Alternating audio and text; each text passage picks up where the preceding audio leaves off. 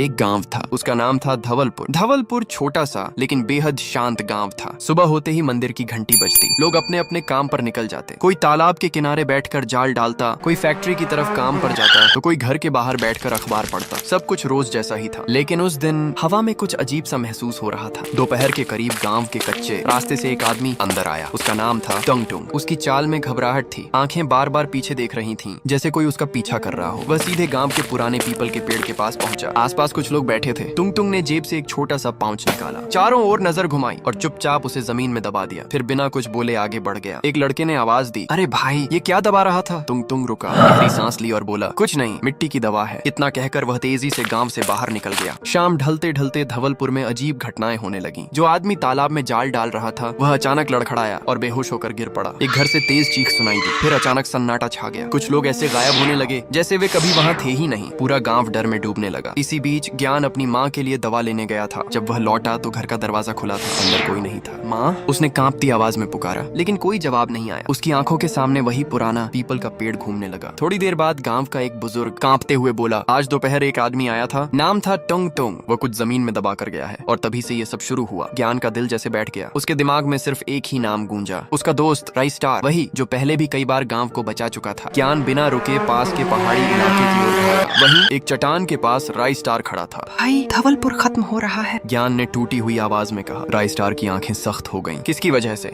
और लोग किसी फैक्ट्री वाले का नाम भी ले रहे हैं, पुष्पा। यह सुनते ही राई स्टार ने आसमान की तरफ देखा और अगले ही पल वह हवा में उड़ गया। वह सीधे टंग टंग के घर पहुंचा। टुंग टुंग दरवाजे के बाहर बैठा था, कांपता हुआ, डरा हुआ। राई स्टार ने गहरी आवाज में कहा, अब झूठ नहीं चलेगा। टुंग टुंग रो पड़ा, मैंने जानबूझकर कुछ नहीं किया। फिर उसने सब कुछ बता दिया। फैक्ट्री में पुष्पा ने एक चीज बनाई है, वह लोगों को धीरे धीरे गायब कर देती है। मैंने उसकी बातें सुन ली थी। उसने मुझे धमकाया, कहा अगर गांव में ये नहीं दबाया तो मेरा परिवार नहीं बचेगा। राई स्टार ने कुछ नहीं कहा, बस मुड़ा और फैक्ट्री की तरफ चल पड़ा। फैक्ट्री के अंदर गहरा अंधेरा था, मशीनें लगातार चल रही थी। बीच में पुष्पा खड़ा था। तू आ ही गया, वह हंसते हुए बोला, अब सब खत्म होगा। राई स्टार ने शांत लेकिन सख्त आवाज में कहा। अगले ही पल फैक्ट्री कांपने लगी, मशीनें एक एक करके बंद होने लगी। पुष्पा पीछे की तरफ गिर पड़ा और उसके गिरते ही धवलपुर में जमीन के नीचे दबाई गई चीजों का असर खत्म होने लगा। लोग धीरे धीरे बेहोशी से जागने लगे। जो गायब हो गए थे वे वापस नहीं आए, लेकिन गांव बच गया। एक गांव था जहां रात को सब लोग मिलकर जश्न मना रहे थे, ढोल बज रहे थे, हंसी मजाक चल रहा था। तभी अचानक हवा ठंडी हो गई और गांव की लाइटें झपकने लगी। उसी वक्त अंधेरे में एक लड़का प्रकट हुआ। उसका नाम था टंग टुंग। उसकी आंखें अजीब तरह से चमक रही थीं। कोई कुछ समझ पाता उससे पहले ही गांव में चीख पुकार मच गई। टुंग टुंग जहां जाता वहां लोग गिरते चले जाते। पूरा गांव डर से कांप उठा। लोग भागकर अपने अपने घरों में घुस गए और दरवाजे बंद कर लिए। रजिस्टर और उसका दोस्त ज्ञान भी घबराकर घर के अंदर चले गए और दरवाजा लगा लिया। ज्ञान ने कांपती आवाज में कहा, भाई ये क्या था? ऐसा तो हमने कभी नहीं देखा। रात किसी तरह बीती। सुबह हुई तो गांव का नजारा डरावना था। गलियों में सन्नाटा था, जगह जगह लाशें पड़ी थीं और रोने की आवाजें आ रही थीं। ज्ञान बोला, भाई ऐसा क्या था जो आया और सबको मारकर चला गया? रजिस्टर ने कहा, इसका जवाब सिर्फ साधु बाबा दे सकते हैं। रजिस्टर ने ज्ञान से कहा कि वह घर में ही रहे और खुद साधु बाबा के पास चला गया। रजिस्टर ने पूछा, बाबा रात को जो टुंग टुंग आया था वो कौन है? साधु बाबा ने ध्यान लगाया और कहा, कई साल पहले यही लड़का इस गांव में रहता था। एक हादसे में उसकी मौत हुई थी, लेकिन वो हादसा झूठा था। उसके साथ बहुत बड़ा धोखा हुआ था। रजिस्टर ने पूछा, बाबा इसका हल क्या है? साधु बाबा बोले, उसे यहाँ लाना होगा, लेकिन याद रखना इसके बाद मैं यहाँ नहीं रहूंगा। रजिस्टर घर लौटा और ज्ञान को सारी बात बता दी। उसी रात रजिस्टर ने अपना सूट पहना, बाहर निकला और टंग टंग को जादू से बेहोश कर साधु बाबा के घर में छोड़ आया। अगली सुबह रजिस्टर वहाँ गया तो देखा साधु बाबा मरे पड़े थे। रजिस्टर समझ गया कि अब मामला उसके हाथ में है। कुछ दिन बाद गांव में फिर डर लौट आया। लोग फिर से रात को दरवाजे बंद करने लगे। एक दिन रजिस्टर अपने दोस्त अमित की शादी में गया हुआ था। घर पर ज्ञान अकेला था। उस रात ज्ञान गलती से दरवाजा बंद करना भूल गया। अंधेरे में टुंग टुंग आया और सुबह तक सब खत्म हो चुका था। जब रजिस्टर लौटा तो ज्ञान बिस्तर पर पड़ा था। आवाज देने पर भी कोई जवाब नहीं मिला। रजिस्टर की आंखों से आंसू निकल पड़े। वो बोला, ज्ञान मेरे भाई, तेरा बदला मैं जरूर लूंगा। उसी रात रजिस्टर गांव के बाहर पहुंचा। चारों तरफ सन्नाटा था। अंधेरे में सामने टुंग टुंग खड़ा था। रजिस्टर ने बिना कुछ बोले अपना धनुष उठाया, तीर को कसकर खींचा और एक ही बार में तीर छोड़ दिया। तीर सीधे टुंग टुंग को लगा। वो वहीं गिर पड़ा। उसके गिरते ही हवा शांत हो गई। उस रात के बाद गांव में फिर कभी डर नहीं लौटा।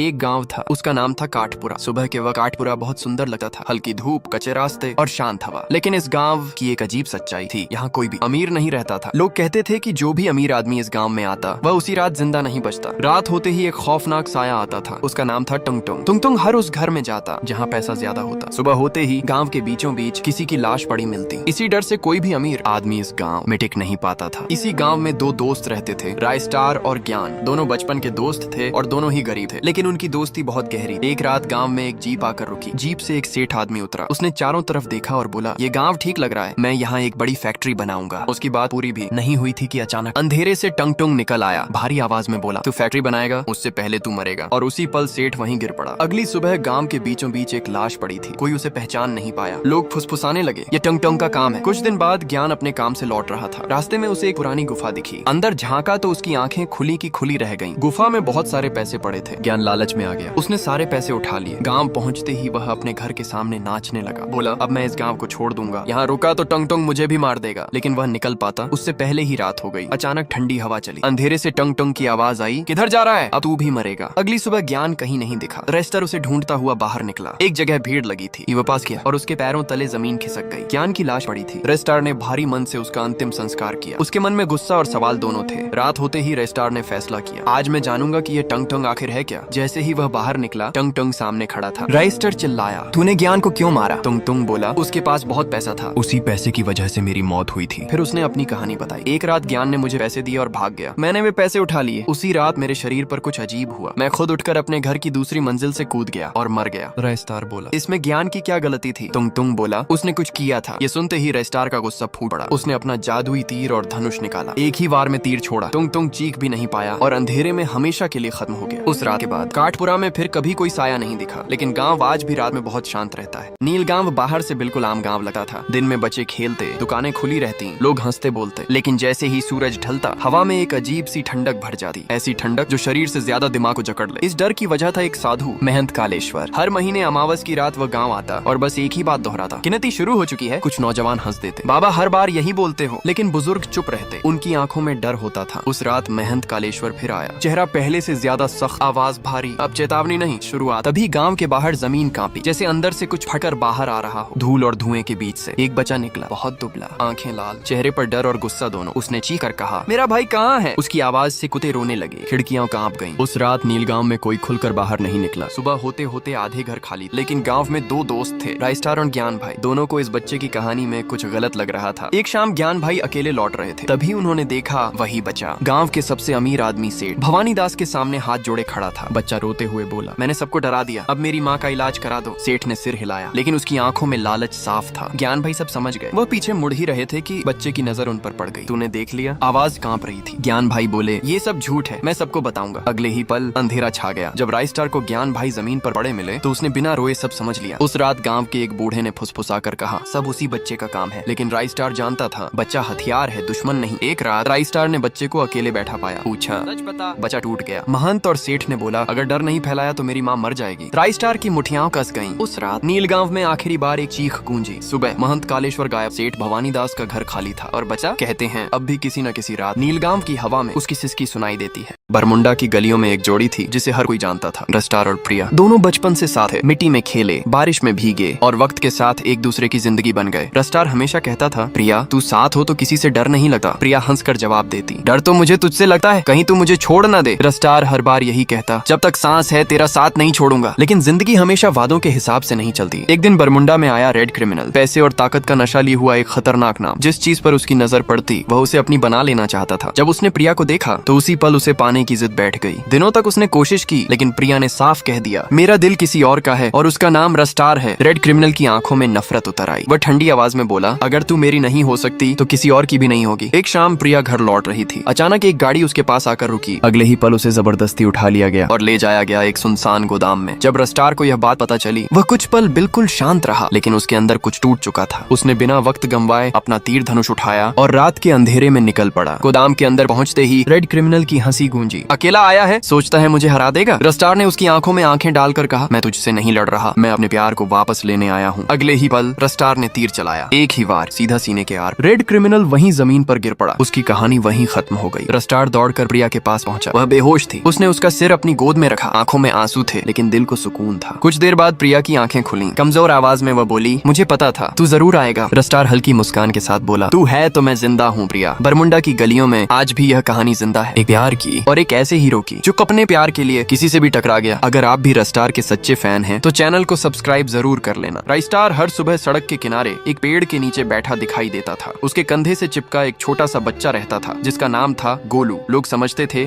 कि राइस्टार जन्म से ही ऐसा बेसहारा सहारा होगा, लेकिन किसी को अंदाजा नहीं था कि यह वही इंसान है जिसने कभी जिंदगी सब कुछ देकर जी थी।